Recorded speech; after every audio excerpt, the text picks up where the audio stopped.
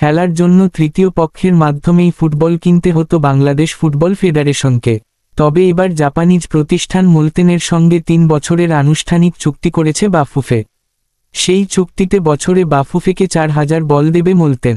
এর মধ্যে 2000 বল দেওয়া হবে বিনামূল্যে। মোলতেনের সঙ্গে চুক্তির ফলে বছরে 50 লাখ টাকা খরচ বাঁচবে বাফুফের, এমনটাই জানিয়েছেন বিপণন বিভাগের চেয়ারম্যান ফাহাদ করিম। আজ বাফুফে ভবনে সংবাদ সম্মেলনে তিনি বলেন, গত বছর এএফসি যে ফান্ড দিয়েছিল তাতে আমরা 3124 বল কিনেছি। সেই একই টাকায় আমরা আরও 4000 বল পাচ্ছি আমরা। এতে করে প্রায় 50 লাখ টাকা খরচ কমছে আমাদের।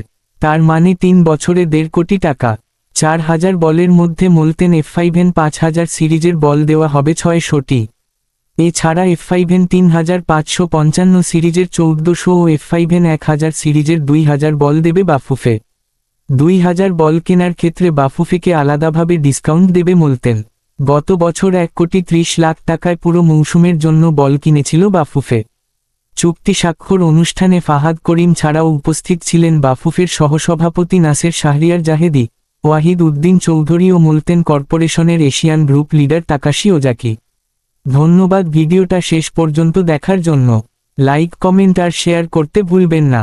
সাবস্ক্রাইব করে আমাদের সাথে থাকুন। কেমন লাগলো জানাবেন নিচে। আগামী ভিডিওতে আবার দেখা হবে ইনশাআল্লাহ।